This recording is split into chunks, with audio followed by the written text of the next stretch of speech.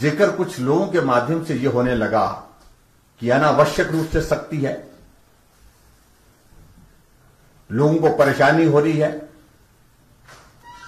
और फिर कुछ लोगों ने यह कहा कि बहुत सारे लोग बाहर हैं, उनको मरने पर छोड़ दिया गया, उनको लाना चाहिए। हम पहले यह कह रहे, तो जो हिमाचल के अंदर जो लोग हैं, पहले उनको एक सेटल माहौल में मन से त्याग कर सके, ताकि इस गंभीरता को समझ सके कि ये कोरोना वायरस साधारण चीज नहीं है, ये बहुत तेजी से फैलता है, इलाज इसका अभी तक है नहीं, पूरे देश में नहीं, पूरी दुनिया में नहीं। ऐसी परिस्थिति में वो शुरू की आवश्यकता रही, और उसके पश्चात जब हमने इस बात को अनुभव किया कि हिमाचल प्रदेश के बहुत सारे नौजवान जो पढ़ाई के लिए दूसरे प्रदेशों में गए हैं, रहने वाले हिमाचल के बहुत सारे लोग ऐसे जो कामकाज के सिलसिले में बाहर गए हैं, बहुत सारे लोग जो घूमने गए हैं लेकिन वहां पर फंस गए, लॉकडाउन में फंस गए। ऐसी परिस्थिति में उन लोगों को हिमाचल लाना यह भी हमारी जिम्मेवारी है। व्यक्ति 1 दिन, 10 दिन, 5 दिन, 15 दिन ऐसा रह सकता है, लेकिन उसके बाद लंबे समय तक ऐसी परिस्थिति में नहीं रह सकता है। जब बहुत डिस्ट्रेस्ड कॉल्स हमको आने लगी और उसके लिए हमने तैयारी की शुरुआत की हिमाचल प्रदेश में, कैसे उनकी ट्रांसपोर्टेशन हो, कैसे उनको ला करके हमको रखना है, इन सारी बातों की तैयारी हमको पहले करनी चाहिए। उस दृष्टि से शुरुआत के लिए थोड़ा सा वक्त जरूर लग गया। लोग, विपक्ष के लोग जो खासतौर से शोर डाल रहे थे कि बाहर के लोग, हिमाचल के लोग जो बाहर फंसे उनको लाने के लिए कोई योजना नहीं बनाई। हमने योजना बनाई, हमने जाकर के कोटा से बच्चों को हिमाचल की बसों में यहां हिमाचल में शिमला पहुंचाया। चंडीगढ़ के बच्चों को जो पढ़ाई के लिए गए थे उनको जो है बसों में 4000 बच्चों को चंडीगढ़ से उठा करके जो है हिमाचल प्रदेश के गांव-गांव, घर-घर तक पहुंचाया। लोग दिल्ली फंसे थे, उनको लाया। आज गोवा से, आज कर्नाटक के बेंगलोर से ट्रेन रवाना हुई है पिछले कल सुबह 12 बजे ऊना पहुंचने वाली है। कल गोवा से ट्रेन चल करके, जिसमें 1200 से ज्यादा बच्चे हिमाचल के रहने वाले गोवा में गए थे, लेकिन गोवा से आज वो कल जो चल करके जो है 2 दिन के बाद हिमाचल में पहुंचने वाले। ऐसी परिस्थिति में हिमाचल प्रदेश में अभी तक पिछले कुछ दिनों में लगभग 1 लाख लोग प्रवेश कर चुके हैं, और 1 लाख लोग प्रवेश होने के साथ साथ में अभी तक हिमाचल प्रदेश में जो रजिस्ट्रेशन आने वालों की है वो 56,846 लोगों की और कतार है जो आना चाहते हैं, हिमाचल के रहने वाले हैं, अपने भाई हैं, अपने बच्चे हैं। और इसी तरह से हिमाचल प्रदेश से जाने वाले लगभग 74,882 की रजिस्ट्रेशन जो हमारे पास है, जो बाहर जाने वाले हैं, दूसरे प्रदेशों में जाने, कोई बिहार जाना चाहता है, कोई हरियाणा चाहता है, कोई मध्य प्रदेश जाना चाहता है, कोई दूसरे प्रदेशों में जहां जहां भी उनके घर है। ये एक बहुत कठिन प्रक्रिया, कठिन परिस्थिति। और इस बात को मुझे लगता है कि विपक्ष के हमारे मित्रों को इतना कैजुअली नहीं लेना चाहिए। ये राजनीतिक दृष्टि से नहीं है। हमने सब्र किया है, संयम किया है, सुनते रहे उनकी बातों को, लेकिन पिछले कुछ दिनों से अनावश्यक रूप से जिस प्रकार से उनके व्यवहार में हमने देखा कि जहां आदमी मौत और जिंदगी के बीच में अपने जीवन को देख रहा है, जिस दौर को जो 6-6 बार मुख्यमंत्री इस प्रदेश के रखे उन्होंने भी अपने जीवन में नहीं देखा है, इस अनुभव को वो उन्होंने भी देखा नहीं है जो हम जिस दौर में से हम गुजर रहे हैं।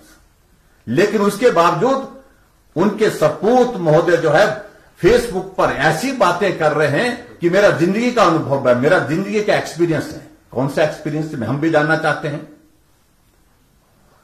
इनका सबसे सीनियर लीडर पार्टी का जो मुख्यमंत्री के बतौर काम कर रहा है वो अशोक गहलोत है। जरा पूछिए उनसे राजस्थान में क्या परिस्थिति है। इनका सीनियर लीडर अमरिंदर सिंह है वहां पर पंजाब में, हालात पूछिए पंजाब की स्थिति क्या है। उससे 100 गुना बेहतर परिस्थिति हिमाचल प्रदेश की है। जिस बात को समझना चाहिए। और राजनीति करने के लिए मैं अभी तक काम में लगा हूं। मुझे इस काम को, मेरी प्राथमिकता यह है कि अभी मैं कोविड-19 के इस दौर से हिमाचल के हर एक व्यक्ति को बाहर निकालूं। और मैं मेहरबानी करके कहना चाहता हूं कि वो समझ लें, इस बात को बड़े साफ शब्दों में समझ लें कि रुख हमको उस तरफ ही करने की अगर जरूरत पड़ेगी तो हम उसमें परहेज नहीं करेंगे। पूछने का अधिकार आपको है, लेकिन गाली गलौज सुनने के लिए सुबह से शाम तक इस प्रकार से जिस भाषा का इस्तेमाल कर रहे हैं, चाहे वो विपक्ष के, हम तो हैरान होते हैं इन सारी चीजों को लेकर के। इनके पार्टी के अध्यक्ष का पत्र अलग से आता है, वीरभद्र सिंह का पत्र अलग से आता है, मुकेश अग्निहोत्री का जो अपोजिशन का लीडर की उसकी चिट्ठी अलग से आती है। नेता कौन है? इसलिए वो स्पष्ट नहीं कर पा रहे। इसलिए मैं कुछ फैक्ट्स आपके सामने रखना चाहता हूं। अभी तक हिमाचल प्रदेश में टोटल पॉजिटिव केसेस 64 केस आए हैं और 64 पॉजिटिव जो केस आए हैं उनमें से 2 लोगों की मृत्यु भी, दुखद मृत्यु हुई। एक तिब्बतिन, एक जो अमेरिका से दिल्ली आए थे, एब्रॉड की उनकी ट्रैवल हिस्ट्री थी, और उसके बाद एक ही दिन हिमाचल में आने के बाद वो जिंदा रहे, उनके बाद उनकी मृत्यु हो गई, लेकिन वो कोविड पॉजिटिव थे। दूसरे व्यक्ति की डेथ सरका घाट के एक नौजवान की, जिसका हमें बहुत दुख है, बहुत नौजवान में, लेकिन दोनों किडनियां फेल थी, लेकिन उसके बावजूद में वो भी कोविड पॉजिटिव था और ऐसी परिस्थिति में उसकी भी मृत्यु हुई है। और मृत्यु होने के पश्चात उनकी मां भी जो है कोविड पॉजिटिव पाई गई है। अभी तक हिमाचल प्रदेश में एक परिस्थिति ऐसी आ गई थी, 2 तारीख तक हमारे पास एक आदमी रह गया था पॉजिटिव। लेकिन जिस बात को लेकर के मैं जिक्र कर रहा हूं कि हिमाचल के लोग जो बाहर प्रदेशों में फंसे थे उनको हिमाचल लाना जरूरी था, और हिमाचल जब लाया तो हम इस बात को मान करके चल रहे थे जहां जहां वो लोग हैं वो सारे क्षेत्र ऐसे हैं, सारे प्रदेश ऐसे हैं जहां कोविड-19 का, कोरोना वायरस का बहुत बड़ा प्रकोप है। लेकिन हम उनको मरने के लिए छोड़ नहीं सकते थे। अपने भाई हैं, अपने बच्चे हैं, अपने बुजुर्ग हैं, हमने उनको हिमाचल प्रदेश में लाया, और लाने के कारण स्वाभाविक रूप से पिछले 1 सप्ताह में हिमाचल प्रदेश में मामलों में बढ़ोतरी हुई है। 40 से सीधे 64 पे पहुंचे, और जिसमें से 23 मामले अब उपचाराधीन हैं। मैं इस बात पर नहीं जाना चाहता कि हमारी स्थिति बहुत अच्छी है, लेकिन फिर भी उसके बावजूद हिमाचल में ऐसी परिस्थिति में भी हम बहुत संतोषजनक स्थिति में हैं। यह भी मैं कहना चाहता हूं, अभी तक हिमाचल प्रदेश में 1-2 पेशेंट को छोड़ करके जितने भी मरीज यहां पर जो कोविड पॉजिटिव पाए गए उनको पैरासेटामोल की गोली देने की भी जरूरत नहीं पड़ी। वो सारे स्वस्थ होकर के चले गए। जिनकी संख्या 35 है, 4 लोग प्रदेश से बाहर चले गए, जिन्होंने कहा हम मेदांता में अपना इलाज करेंगे, वो दिल्ली चले गए, वो दिल्ली में वहां से मेदांता से स्वस्थ होकर के घर चले गए हैं। और मैं ये जरूर बताना चाहता हूं कि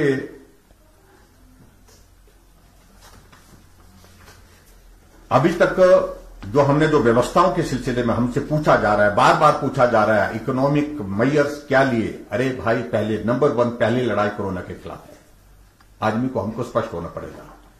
लेकिन साइमल्टेनियसली वो दौर हमने लॉकडाउन 2 के बाद, लॉकडाउन 3 के बाद अब पूरा करने के बाद, लॉकडाउन 3 हमारा 17 तारीख को पूरा हो रहा है, उसके पश्चात हमारा अगला जो है हिमाचल प्रदेश में आर्थिक दृष्टि से जो हम संकट के इस दौर में से गुजर रहे हैं, इसमें क्या हम सुधार कर सकते हैं, क्या हम रिलीफ दे सकते हैं। कुछ कड़े कदम भी लेने पड़ेंगे, कठोर कदम भी लेने पड़ेंगे, और कुछ जो है वर्ग ऐसे भी है जिनको हमको रियायत देनी पड़ेगी, जिनकी मदद करनी पड़ेगी। अभी तक हमने बहुत सारे कैबिनेट के निर्णय ऐसे भी किए जिनमें बहुत सारी हमने जो है बहुत रियायतों की घोषणा भी कर दी। उनकी डिटेल बहुत लंबी है, मुझे लगता है कि उसमें बहुत लंबी बात जाएगी। लेकिन मैं इतना मैं जरूर कहना चाहता हूं, अगर वो पूछ रहे हैं कि तैयारी क्या है,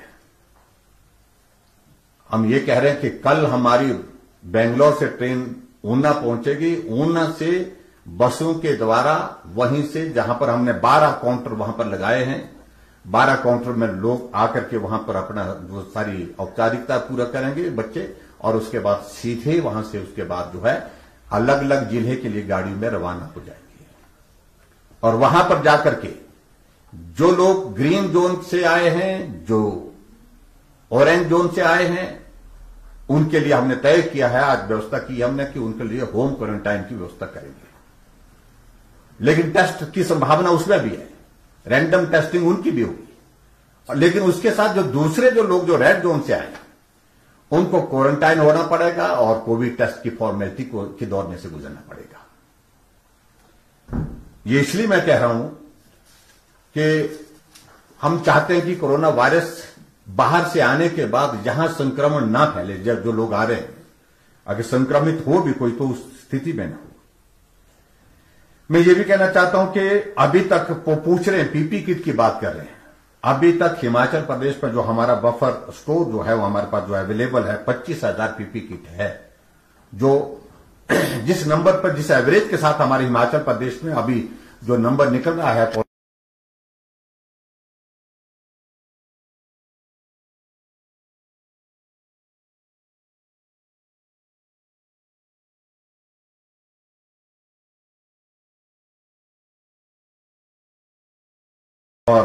उसके साथ जो जरूरी सामग्री सैनिटाइजर और सारी चीजें, वो सारी चीजें भी उसी प्रकार से उपलब्ध है।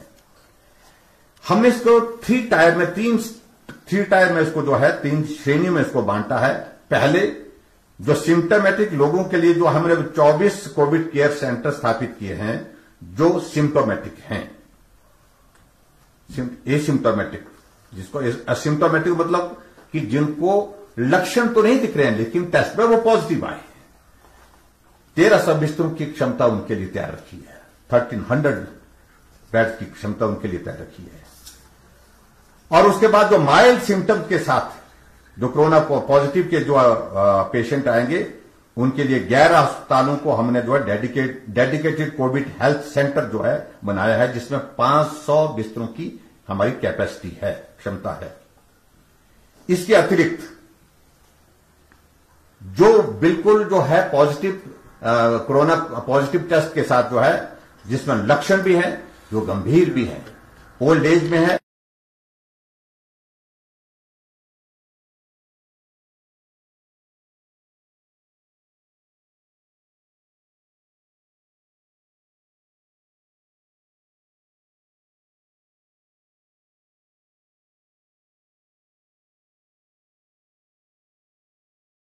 शिमला जिसमें हमारा जोनल हॉस्पिटल धर्मशाला, ये हमने वहां पर उस तरह से रखा हुआ तैयार करके टोटल मिलाकर के तीनों सारी चीजों के लिए एसिम्टोमेटिक और उसके बाद सिम्टोमेटिक माइल्ड और उसके साथ साथ में जो ज्यादा इन्फेक्शन के साथ जो ज्यादा गंभीर हैं उन सब के लिए 2500 बेड कैपेसिटी रेडली अवेलेबल रखी है। आज रात को भी अगर 2500 पॉजिटिव केस आते हैं तो हम उनको रहने के लिए और इसके इलाज के लिए बिस्तर प्रोवाइड करने की परिस्थिति में है। और उसके साथ साथ में वेंटिलेटर जो शुरू के दौर में हमारे पास सिर्फ 65 थे, उसको एनहांस करके जो हमने अब 115 तक उसकी कैपेसिटी बढ़ा दी है। और 60 वेंटिलेटर के लिए हमने यूनियन गवर्नमेंट को, हमारे यूनियन हेल्थ मिनिस्टर के साथ आज वीडियो कॉन्फ्रेंस हुई, उनके साथ भी हमने इस बात को रखा, प्रधानमंत्री जी के समक्ष भी रखा, 60 वेंटिलेटर और हमने मांगे हैं। और इस बीच में मेडिकल स्टाफ के लिए तो मैं कह ही सकता हूं, मेडिकल पैरामेडिकल स्टाफ की उनकी इस सारे सिस्टम से कैसे जो है वो ट्रेनिंग का जो कंपोनेंट था that has been completed. More than 4,500 doctor and paramedical staff की जो है ट्रेनिंग जो हमने इसमें की है। अगर टेस्टिंग की बात करें, पहले हमारे पास टेस्टिंग के सिर्फ दो जगह थी, आईजीएमसी में और उसके बाद में हमारे टांडा मेडिकल कॉलेज में। लेकिन अब उसके बाद हमने लगातार इसको टेकअप किया। अब हिमाचल प्रदेश में जो हमारी टेस्टिंग की कैपेसिटी लगभग 120-125 होती थी शुरू में, आज वो टेस्टिंग की कैपेसिटी हमारे 650 और 700 के बीच में आ गई। हमने 5 जगह लैब जो है हिमाचल प्रदेश में, टेस्टिंग लैब जो है 5 प्लेसेस, 5 जगह जो है उसमें हमने शुरू कर दी। ये भी मैं आपके बीच में कहना चाहता हूं। और टेस्टिंग की अगर पर मिलियन अगर हम हमारी कैपेसिटी की अगर बात करें तो उसमें मैं ये कहना चाहता हूं कि हमारी टेस्टिंग की जो पर मिलियन जो कैपेसिटी है वो जो है वो अभी जो परसेंटेज है वो 1478 है, और जबकि देश की जो है 1367 है। उसमें देश की तुलना में, पूरे देश की तुलना में हमारे बहुत ज्यादा इसको हम कह सकते हैं। अब बहुत चीजों को लेकर के मैं कहना उचित नहीं समझता हूं। 2 तारीख तक हमारा जो डबलिंग रेट था वो it was more than 99 days, यानी कि 99 दिनों में भी 99 दिनों में भी अब मतलब डबल होने की हमारी स्थिति नहीं थी उस वक्त। मतलब इतना ज्यादा हमारा नंबर कम हो गया था। लेकिन अभी जो है वो उसमें जो डबलिंग रेट जो है वो काफी क्लोज आया है, जो 12.5 आया है। ये हमारे लिए निश्चित रूप से थोड़ा सा चिंता का विषय है। और ये मैं कहना चाहता हूं, इसके अलावा और चीजों को लेकर के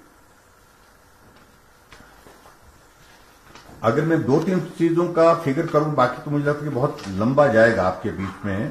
क्वारंटाइन के बारे में, क्वारंटाइन के बारे में मैं ये कहना चाहता हूं, और बहुत एक जगह के बारे में हम जिक्र करेंगे तो हमने हिमाचल प्रदेश में वर्तमान में जो है क्वारंटीन की जो कैपेसिटी को एनहांस किया है, क्योंकि हिमाचल प्रदेश में बड़ी संख्या में हिमाचल के बाहर जो हिमाचली रहते हैं वो वापिस आ रहे हैं। और ऐसी सूरत में जो अभी तक जो जिनको हमने क्वारंटाइन में रखा वो संख्या हमारी 21,851 है। और उसके बाद इसमें जो होम क्वारंटाइन का जो हमारा नंबर है अभी तक जो है 12,810 है, वो होम क्वारंटाइन में जो है। और उस अभी तक जो क्वारंटाइन हो करके जो लोग चले गए, जो पूरा कंप्लीट कर क्वारंटीन पीरियड पूरा कर लिया 8,680, और जो बैलेंस जो क्वारंटाइन में अभी तक है जिनकी संख्या 13,171 है। लेकिन कुल मिलाकर के हम कह रहे हैं कि भाई 21,851 की जो हमारी जो क्वारंटाइन की जो व्यवस्था इंस्टीट्यूशनल और होम क्वारंटाइन की। लेकिन उसके साथ साथ में मैं ये जरूर कहना चाहता हूं कि जितने लोग भी हमारे हिमाचल प्रदेश में बाहर से आए हैं सबको स्ट्रिक्ट होम क्वारंटाइन के लिए जो है हमने व्यवस्था की है। हमारी टीम वहां डेली विजिट कर रही है।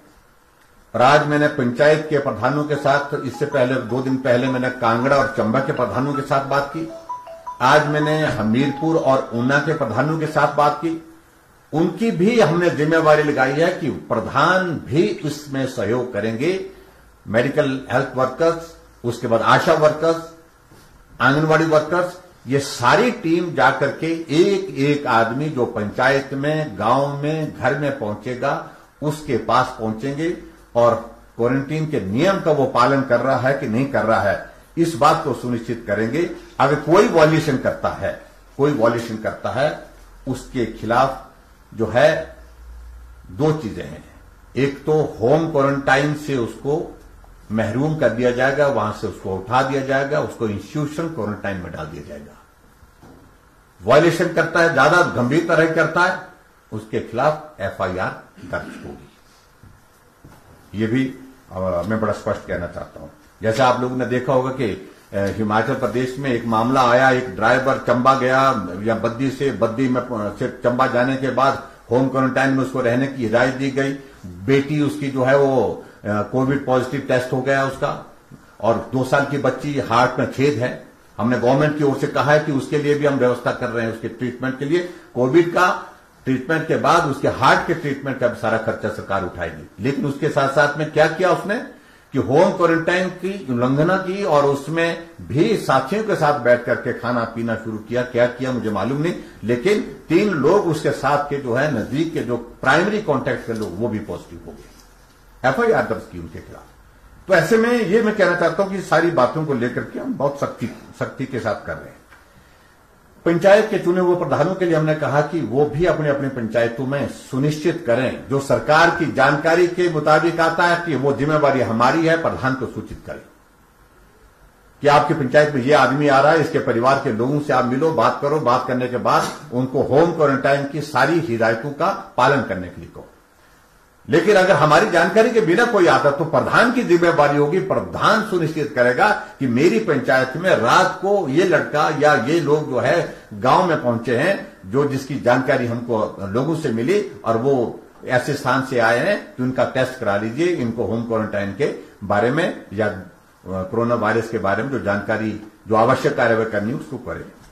ये दो चीजों को लेकर के, इन चीजों को लेकर के हमने सोचा कि आप सब लोगों से कुछ बातें साझा करें। इसके अलावा एक बात को लेकर के कहा जा रहा है कि बहुत सारा ये हो रहा है, वो हो रहा है। कुछ नहीं हो रहा है। हिमाचल प्रदेश में कोरोना से जो पीड़ित लोग हैं उनका हम इलाज कर रहे हैं, उनकी जिंदगी सलामत पर रहे, उनका जीवन सुरक्षित रहे, इस बात के लिए काम कर रहे हैं। कोरोना वायरस हिमाचल प्रदेश में ज्यादा ना फैले, उसको रोकने के लिए एहतियात के तौर पर और उसके साथ साथ में जो सारी सख्ती के साथ जो चीजें की जा सकती थी वो काम हम कर रहे हैं। दूसरी जो इस बात से मैं सहमत हूं कि बहुत सारे लोग ऐसे होते हैं कि ऐसे वक्त का फायदा उठाने की कोशिश करते हैं। जब ऐसे दौर में जब हमारा फोकस सीधा कोविड के खिलाफ इस लड़ाई को लड़ने का है, ऐसी परिस्थिति में कुछ लोग इसका फायदा उठाने की कोशिश करते हैं। एक मामला हमारे ध्यान में आया है, ना हमने अभी उसमें एक पैसा खर्च किया है, ना उस पर पैसा खर्च करेंगे, ना हम पेमेंट करेंगे। सैनिटाइजर के कुछ सैंपल जो है, सैनिटाइजर के सैंपल में सैनिटाइजर किसी ने जानकारी मिली कि भाई उन्होंने मदद के लिए दिया, आगे उसके बिल जनरेट करके जो है उसको बेचने की कोशिश की, पकड़े गए। आज एफआईआर दर्ज करने के लिए हमने कह दिया, विजिलेंस इंक्वायरी के लिए हमने कह दिया, कोई नहीं बचेगा। जो भी इस दौर में ऐसा घिनौना कार्य करेगा उसके खिलाफ सख्त कार्रवाई होगी, सख्त से सख्त कार्रवाई होगी। एफआईआर दर्ज करने के लिए वो था, विजिलेंस इंक्वायरी सारे मामले में होगी। और मैं कहता हूं, दावे के साथ कहता हूं, उन लोगों के खिलाफ जो भी कानूनी कार्रवाई के तहत जो बनता है उसको करेंगे। दूसरी बात, एक और इश्यू को लेकर के बात ध्यान में आई है कि एक नौजवान की जो है वो डेथ जो है वो कहीं से आकर के क्वारंटाइन में थे। अभी उस सारी चीज को लेकर के उनको बीमारी थी या नहीं थी, इन सारी बातों को लेकर के वो जांच का विषय है। लेकिन स्वाद घाट में क्वारंटाइन में रखा गया था उनको, इंस्टीट्यूशन क्वारंटाइन में, और उस क्वारंटाइन में वो गिरने से उनके सिर में चोट लगी है ऐसे बताया गया। उसके बाद बिलासपुर ले जाया गया, बिलासपुर के बाद शिमला लाया गया, और शिमला लाते हुए रास्ते में शायद उनकी जो है वो बताया गया कि रास्ते में हुई है, बिलासपुर से तो रेफर किया, ऐसी जानकारी मिली है। लेकिन उनके जीवन को हम नहीं बचा पाए, इस बात का मुझे बहुत दुख है। और यहां शिमला में जिस प्रकार से सारी चीजों को लेकर के जो व्यवस्था होनी चाहिए थी उसमें थोड़ी कमी पाई गई है, उसके जांच के आदेश भी हमने अलग से दिए हैं। और उसके साथ में ये घटनाक्रम का टोटल जो सारा ये वहां पर क्वारंटाइन में क्या हुआ, बिलासपुर में एम्बुलेंस में आया वो, उसके बाद एम्बुलेंस बाद में शिमला में उसको पहुंचाने में किस प्रकार से कितना समय लगाया, इन सारी बात, और उसकी मृत्यु कहां हुई, इस सारी बात की जांच के मैजिस्ट्रियल इंक्वायरी के आदेश करना, ताकि सही बात हमको जानकारी मिले कि उस बच्चे के साथ क्या हुआ है। उसके परिवार वालों के साथ हम बात भी करेंगे, उसके परिवार वालों को जो वस्तु स्थिति है उसकी जानकारी होनी भी चाहिए। उन्होंने कहा है, उनके परिवार की ओर से शायद इस बात का आग्रह आया कि जो हेल्थ डिपार्टमेंट की जो एम्बुलेंस थी उनके कर्मचारियों ने ठीक तरह से उनके जो है वो नहीं किया, उनके सहयोग नहीं किया उस सारी चीज में, तो उसके कारण जो है उनकी मृत्यु की बात उन्होंने कही, ऐसा मुझे बताया गया। मैंने सारी रिपोर्ट मांगी है, लेकिन इससे पहले मैं मैजिस्ट्रियल इंक्वायरी जो है एडीएम बिलासपुर को जो है इसके लिए जो है अधिकृत कर रहा हूं, और उनके माध्यम से जो रिपोर्ट आएगी उसके मुताबिक कार्रवाई होगी। तो मित्रों, ये कुछ बातें थी जिन बातों को लेकर के मुझे लगा कि राजनीतिक दृष्टि से मैं एक बात को लेकर के, मुकेश अग्निहोत्री जी बहुत बोले, आजकल फेसबुक पर वो लाइव रहते हैं, विक्रमादित्य जी फेसबुक पर लाइव रहते हैं। मैं व्यक्तिगत रूप से विपक्ष में हैं, उनको बात कहने का अधिकार है।